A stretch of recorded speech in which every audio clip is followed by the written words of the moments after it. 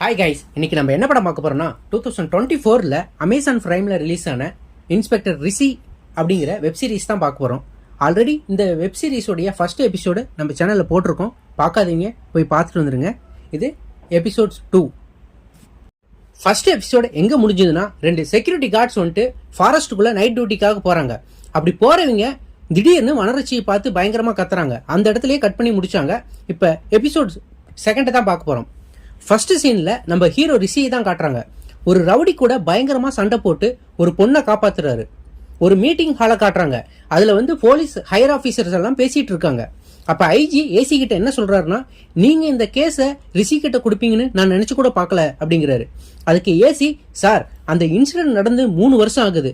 First of all ரிஷி அதுல இருந்து வெளிவரதுக்கு இத்தனை நாள் ஆகிடுச்சு. அவரு ஒரு பொண்ணோட உயிரை காப்பாத்திருக்கிறாரு சார், அதை நம்ம கன்சல்ட் பண்ணும் அப்படிங்கிறாரு.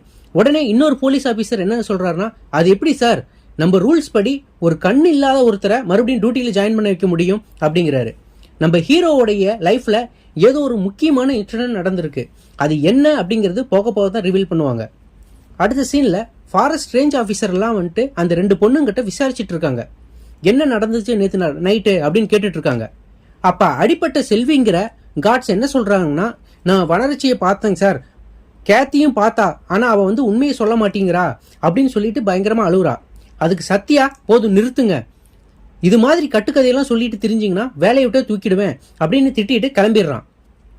அப்ப சத்யா கிட்ட இர்ஃபான் என்ன சொல்றாருன்னா, சார் கோவப்படாதீங்க, ஏற்கனவே 2 ஆள் பார்க்க வேண்டிய வேலையை ஒருத்தர் பார்த்துட்டு இருக்காங்க.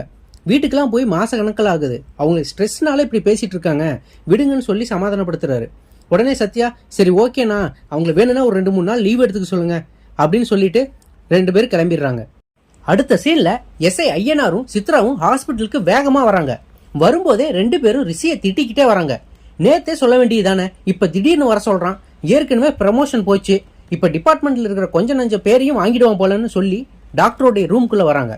அப்ப டாக்டர் என்ன சொல்றாங்கன்னா, எஸ்ஐ சித்ரா கூட கேட்டாங்க, பாடி இருந்த இடத்துல அரளி செடி இருந்தது, இதனால கூட கார்டியக் அரெஸ்ட் வர வாய்ப்பு இருக்கான்னு. ஓஎஸ், அது மட்டும் இல்ல, அந்த காட்டுக்குள்ள இருக்கிற சில விஷ பூஞ்சைகள் மற்றும் தாவரத்தினால கூட கார்டியக் அரெஸ்ட் வர வாய்ப்பு இருக்கு. கார்டியக் அரெஸ்ட்னா உடம்பு செயலந்து போறது மக்களே. ரிஷி உடனே மர்டர்னு தெரியுது டாக்டர், ஆனா வெப்பன் என்னன்னு தெரிய மாட்டேங்குது. அப்ப அந்த சிலந்தி வலை அது நேச்சுரலா தான் கட்டியிருக்கா? ஆமா அப்படிங்கிறாரு டாக்டர். ஓகே டாக்டர், நீங்க எங்க டச்லயே இருங்கன்னு சொல்லிட்டு ரிஷியும் அவங்க டீமும் வெளியே வராங்க.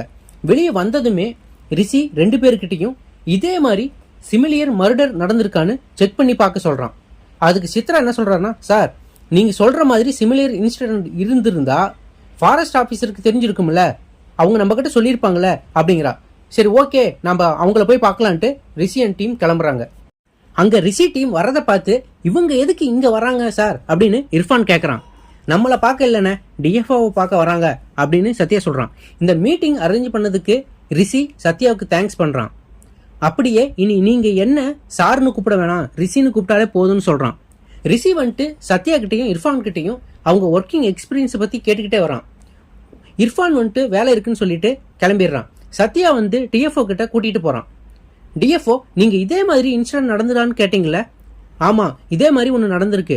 பாலாங்கிற லாரி டிரைவர் ஆக்சிடென்ட் ஆகி கண்ணாடி உடஞ்சி வெளியே மரக்கிளையை குத்தி கிழிச்சு செத்துட்டான். இந்த 2 கேஸுக்கும் சம்மந்தம் இருக்கிற மாதிரி தெரியல, அதான் நான் உங்ககிட்ட சொல்லலின்னு டிஎஃப்ஓ ரிஷி டீம் கிட்ட சொல்றா. அடுத்த சீன்ல செல்விங்கிற கார்ட்ஸ் ட்ரெஸ் பேக் பண்ணிட்டு இருக்கிறா. கேத்தி எவ்வளவோ சொல்லி பார்த்துட்டா, ஆனா அவ இங்க இருக்கிற மாதிரியே தெரியல. நீயும் வந்துரு கேத்தி, இந்த வேலை வேணாம்னு செல்வி எவ்வளவோ சொல்லி பார்க்கறா.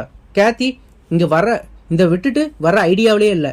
சரி ஓகே, அப்ப நான் கிளம்புறேன் அப்படின்னு சொல்லி செல்வி இந்த இடத்த விட்டு கிளம்பிட்டா. இந்த சீன்ல சர்ச்சை காட்டுறாங்க. கேத்தி ப்ரே பண்ணிட்டு ஹாஸ்பிட்டல்ல இருக்கிற மதரை பார்க்க போறான். கேத்திக்கு யாரும் இல்ல, இந்த மதர் சுப்பீரியர் தான் எடுத்து வளர்த்திருக்காங்க. அவங்கள பார்த்து ரொம்ப ஃபீல் பண்ணிட்டு இருக்கா. அங்க கட் பண்ணி அப்படியே ரிஷி டீமை தான் காட்டுறாங்க. செத்து போன லாரி டிரைவர் பாலா வீட்டுல தான் இன்வெஸ்டிகேஷன் பண்ணிட்டு இருக்காங்க. அப்ப பாலா வைஃப் என்ன சொல்றானா, சாகரத்துக்கு முன்னாடி 1 வாரமாவே சரியா தூங்கல சார், தனியா செவுத்த பார்த்து பேசிட்டு இருந்தாரு. சரி, அந்த வார கடைசியில தான் கோயிலுக்கு போய் பூஜை பண்ணலாம்னு நினைச்சுக்கிட்டு இருந்தேன், ஆனா அவரு ரிட்டர்ன் வரவே இல்லைன்னு சொல்லி பயங்கரமா அழுகுறா. ஊர்க்காரங்க அப்புறம் அவன் கூட ஒர்க் பண்ற மற்ற டிரைவர் கிட்ட எல்லாம் கேட்கும்போது அவன் எதையோ பார்த்து பயங்கரமா பயந்து இருக்கிறான்னு சொல்றாங்க. அது மட்டும் இல்லாம அவன் அடிக்கடி வனரட்சியை பார்த்ததாகவும் சொல்றாங்க. வனரட்சி துரத்துதுன்னு சொல்லுவான் சார், இதெல்லாம் நம்புற மாதிரியா இருக்குன்னு சொல்லி அவங்க கூட ஒர்க் பண்ணுற மற்ற ஸ்டாஃப்லாம் சொல்கிறாங்க. அப்புறம் வனரட்சியை பற்றி ஒரு வீடியோ பார்க்குறாங்க ரிஷி அண்ட் டீம் எல்லாருமே ஒன்றா. அன்னைக்கு நைட்டு ரிஷி பாலை செவுத்தில் அடித்து ஒரு கேஸோடைய டீட்டெயிலை பார்த்துட்டு இருக்கான். அப்போ அவனுக்கு திடீர்னு பயங்கரமாக தலைவலி வருது. அவன் பயங்கர வலியோட கீழே உட்கார்ந்து இருக்கும்போது அவனுக்கு ஆப்போசிட்டில் ஒரு பெண்ணுடைய உருவத்தை காட்டுறாங்க. ரத்த கரையோட ரிஷிவே பார்த்து பயங்கரமாக முறைச்சிக்கிட்டே நின்றுட்டு இருக்கு அந்த ஒரு பெண்ணு. அடுத்த நாள் விடிஞ்சதுமே ஒரு சிவில் ஏரியாவை காட்டுறாங்க. யோ என்ஜினியர், என்னையா வேலையை ஆரம்பிக்காம அப்படியே இருக்கு? 50 பேர் சொன்ன 10 பேர் தான் இருக்கிறானுங்க, என்னையா நடக்குதுங்கன்னு கான்ட்ராக்ட் எடுத்துவன் பயங்கரமாக கத்துறான். ஆனால் இல்லைண்ணே, அந்த ஃபோட்டோகிராஃபர் செத்ததுலேருந்து யாரும் வேலைக்கு வர மாட்டேங்கிறாங்கண்ணே. நம்ம ஆளுங்களுக்குள்ளேயே ஒருத்தன் பேய பார்த்தேன்னு சொல்கிறான். யோ யாரையா நீ எல்லாம்? பல கோடி காசு கொடுத்து பல பேர் காலில் விழுந்து இந்த ப்ராஜெக்டை வாங்கியிருக்கேன்.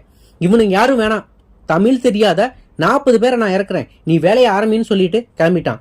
அன்னைக்கு நைட்டு ஒரு கர்ப்பமான பொண்ணு ஒரு சின்ன பொண்ணை கூட்டிட்டு காட்டு வழியா பேசிக்கிட்டே போறா. அப்ப அங்க இருக்கிற ஒரு கிழவி என்ன சொல்லுதுன்னா, ஏமா எங்க போயிட்டு வர இந்நேரத்துக்கு அப்படின்னு கேக்குது. ஆயா இப்பதான் செக்அப்க்கு போயிட்டு வரேன்னு சொல்லுது. ஏமா இந்நேரத்துக்கு போய் தனியா வர, கையில ஏதோ இரும்பு வச்சிருக்கிறியா அப்படின்னு. இல்லையா, ஏன் கேக்குறீங்க அப்படிங்கிறா. வனரட்சிக்கு குழந்தை இல்லாதனால யாராவது கர்ப்பமா இருந்தா அவங்க குழந்தைய எடுத்துக்க வனரட்சினி கண்டிப்பா வருவான்னு சொல்லுது. அதுக்கு கூட வர அந்த சின்ன பொண்ணு என்ன சொல்லுதுன்னா, கிழவி நீ எந்த உலகத்துல இருக்கிற, இங்க பேயும் இல்லை ஒன்றும் இல்லை, நீ போய் தூங்கு, நாங்க போறோம்னு சொல்லிட்டு 2 பேரும் கிளம்பிட்டாங்க. கொஞ்ச தூரம் போனதுமே அந்த சின்ன பொண்ணோட வீடு வருது. அந்த கர்ப்பமான பொண்ணு அந்த சின்ன பொண்ணோடைய அவங்க அம்மா கிட்ட அவ விட்டுட்டு சரி நீ நான் கிளம்புறேன் அப்படின்ட்டு கிளம்புது. அப்ப கர்ப்பமான பொண்ணு தனியா நடந்து போயிட்டு இருக்கும்போது யாரோ ஃபாலோ பண்ற மாதிரியே தெரியுது. பின்னாடி பார்த்தா யாரும் இல்லை. அவ வேகமா நடந்து வரும்போது மேல பார்த்து பயங்கரமா பயப்படுறா. என்னன்னு பார்த்தா மரத்து மேல வனரட்சினி உட்காந்துக்கிட்டு இருக்குது. இவளையே பார்த்துக்கிட்டு இருக்கு. இதை பார்த்து வேகமா ஓடி போய் வீட்டுக்குள்ள போயிடுறா. ஆனா அவ வீட்டு கதவை பயங்கரமா வனரட்சினி தட்டுது. அவ பயத்துல அவ புருஷனை கூப்பிடலான்னு போனா ஓட்டிக்கிட்டு வனரட்சினி அவ புருஷனை தூக்கிட்டு போயிடுது. இதை பார்த்து அவ அங்கேயே மயக்கம் போட்டு விழுந்துடுறா. இந்த இடத்துலயே இந்த எபிசோட் முடிஞ்சிடுது. ஒவ்வொரு எபிசோடும் ஒவ்வொரு நாள் பார்க்கலாம் கைஸ்.